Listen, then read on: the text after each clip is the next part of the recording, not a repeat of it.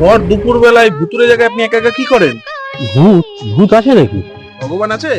হ্যাঁ শুনেছি আছে। তাহলে ভূতও আছে, এখানে একা একা দাঁড়াবেন না।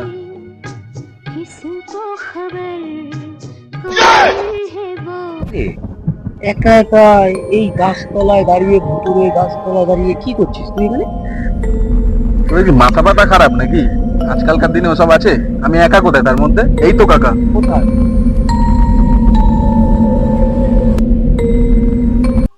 ভূত আছে? আরে আরে আমাকে রে, আরে আমাকে রে, আরে